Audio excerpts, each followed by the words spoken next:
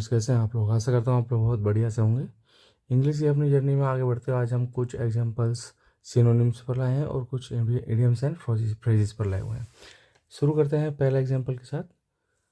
देखिए दोस्तों, इसमें पहला एग्जांपल है, इसमें वर्ड है कॉन्शियंसस। इसका प्रोनाउंसिएशन देख लीजिए, कॉन्शियंसस या कॉन्शियंसियस।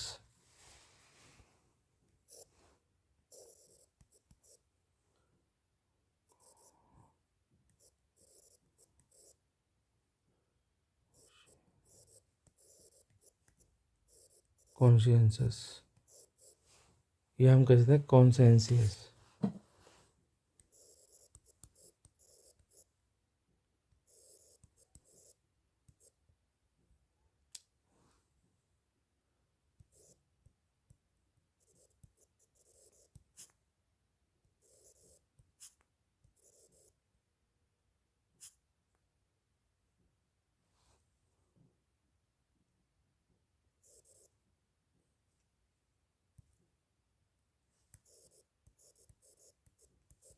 इसका मतलब दोस्तों होता है ईमानदार।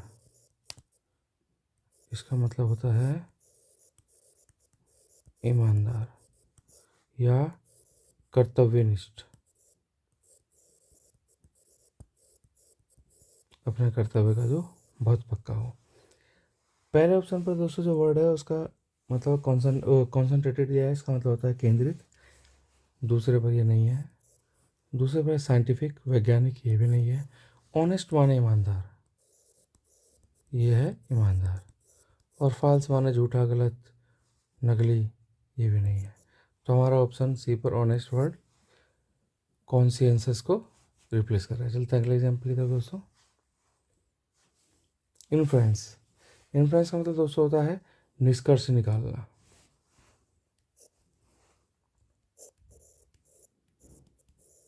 निष्कर्ष निकालना। ऑप्शन पहले ऑप्शन पर वर्ड है बिगिनिंग। बिगिनिंग का मतलब होता है शुरुआत। प्रिपरेशन माने तैयारी। कंक्लूजन माने निष्कर्ष। और डिस्कवरी माने खोज।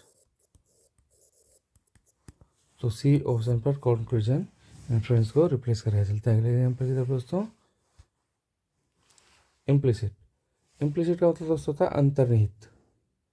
अंतर्निहित को जो स्पष्ट रूप से नहीं कहा गया किंतु समझ में आ जाए कि क्या बोला गया है और किसके बारे में बोला गया है।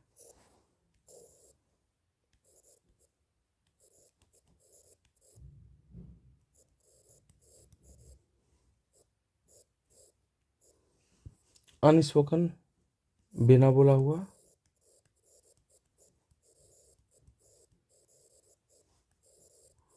बोला नहीं गया है जो। स्पेसिफिक, विशिष्ट। सप्लाई माने दोस्तों आपूर्ति।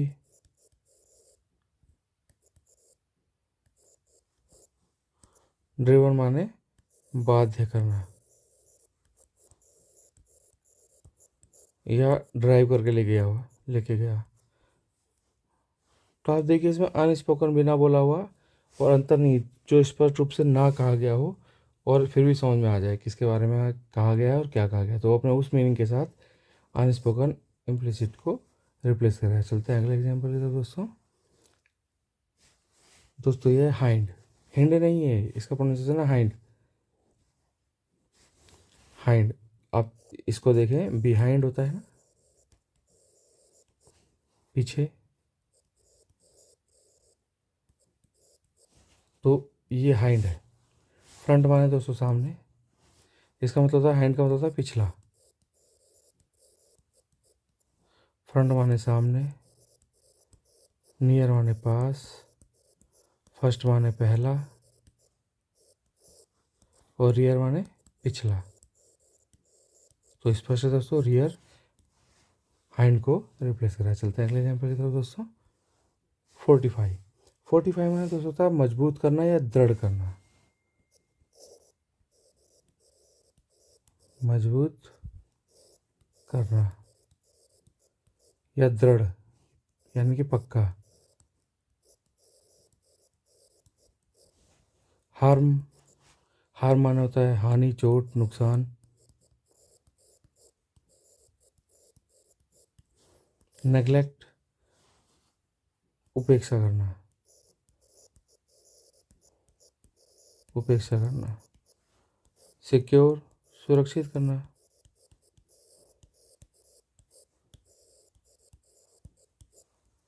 और लूजन माने ढीला करना। तो देखिए दोस्तों, सिक्योर है, सुरक्षित करना, मजबूत करना, ये 45 को रिप्लेस कर रहा है। चलते हैं अगले एग्जाम्पल की तरफ दोस्तों। इसका प्रोनाउंसिएशन देख लेते हैं। अडहियर, एडहियर या अडेयर।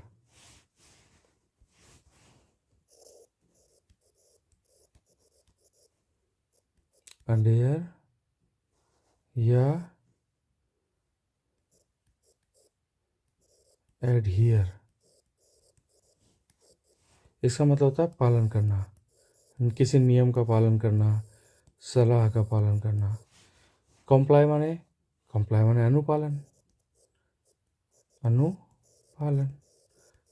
तो ऑप्शन ए पर ही बिल्कुल इसका सिनोनिम्स दिया गया। रिलीज माने छोड़ना, इसका मतलब छोड़ना। लेकिन यदि हम फिल्म के बारे में बोलें तो फिल्म को प्रदर्शित करना। फिल्म रिलीज होती है ना, तो फिल्म को अगर रिलीज फिल्म के सेंस में आएगा तो उसका मतलब होता है देखने के लिए प्रदर्शित करना। वैसे इसका मतलब छोड़ना। इग्नोर माने, इग्नोर का मतलब, इग्नोर माने होता है किसी को उपेक्षा करना या ये ध्यान ना देना या उपेक्षा करना।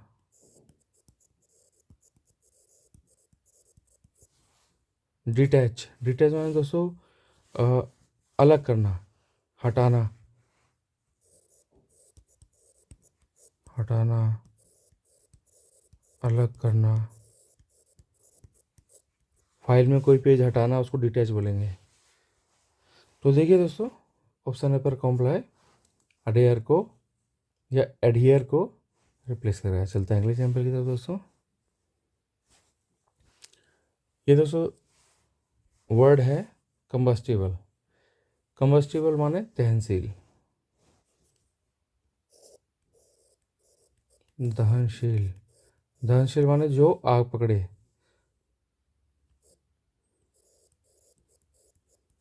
आग पकड़ने वाला, जल जाने वाला, उसको बोल के कहेंगे दहनशील।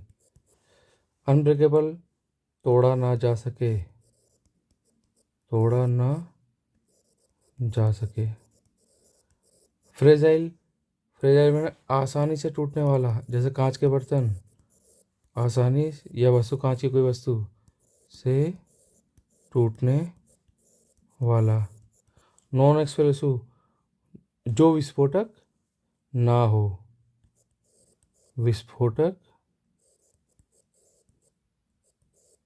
विस्फोटक ना हो। और इनफ्लेमेबल, इनफ्लेमेबल माने ज्वलनशील, ज्वलनशील, ज्वलनशील और दहनशील एक ही हैं। तो इनफ्लेमेबल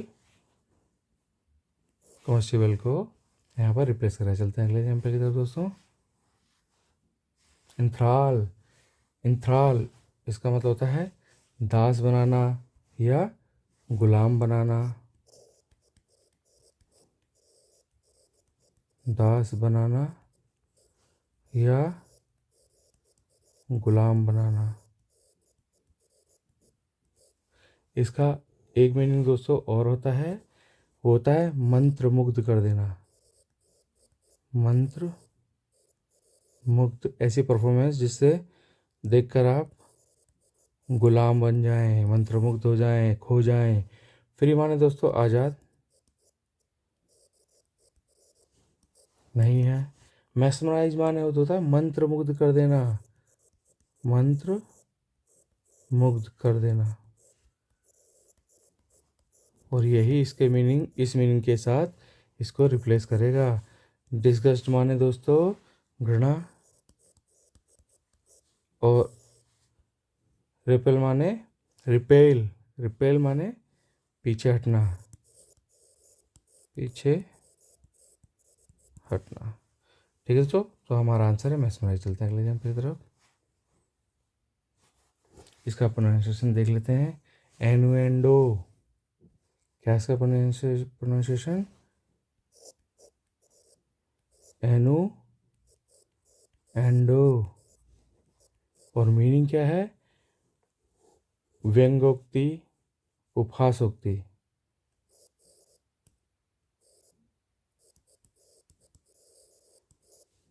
हंसाने वाली या उपहास करने वाली, कोई जिसको सुनकर हंसी आए, उपहासोक्ति ऐसी बात। और इसका एक मीनिंग इंसल्टिंग भी होता है, इंसल्टिंग,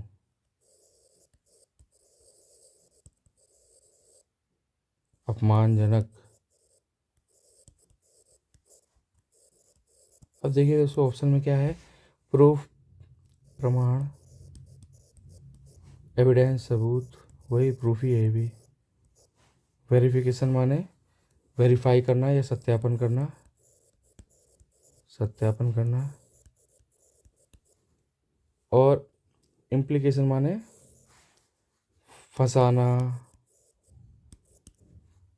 फंसाओ। आशय मतलब, और मंशा। तो देखिए दोस्तों इसमें सिर्फ इस मीनिंग के साथ थोड़ा सा क्लोज है ये, बाकी ये तीनों बिल्कुल अलग हैं। तो इम्प्लीकेशन ही, हालांकि एग्जैक्टली ये भी नहीं है, पर इम्प्लीकेशन ही एनुएंडो को यहाँ रिप्लेस करेगा। चलते हैं एग्जाम्पल की तरफ दोस्तों आज के, जो हमारा सिनोनिम्स का आज का आखिरी एग्जाम्पल भी है। देखिए दोस्तों इसमें क्या कहता है? वर्ड है रियूज, रियूज का मतलब चाल।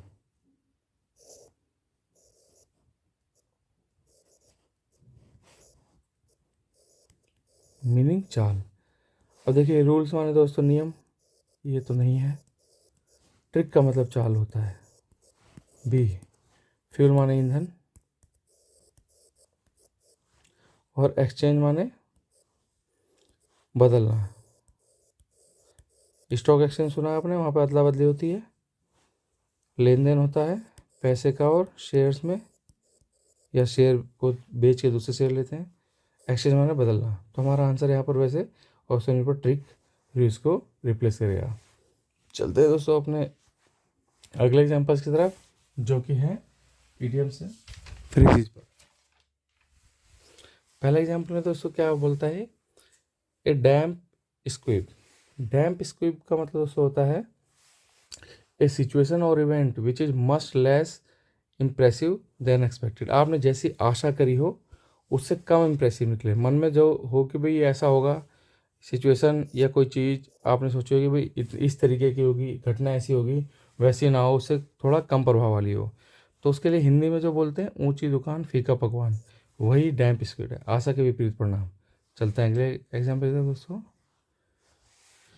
डार्क हॉर्स, डार्क हॉर्स दोस्तों उसको कहते हैं, मान लो कि दो टीमों का मैच हो रहा है और आपको एक टीम तो बहुत ही ज़्यादा मजबूत है इस स्थिति में और एक बहुत कमज़ोर है, लेकिन मैच जब होता है तो उसका परिणाम बिल्कुल उलट निकलता है। जो कमज़ोर टीम है वो बड़ी आसानी से मजबूत टीम को हरा देती है।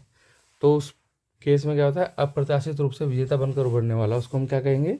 Dark horse. क्या कहेंगे दोस्तों? Dark horse. An unexpected winner, someone who wins unexpectedly.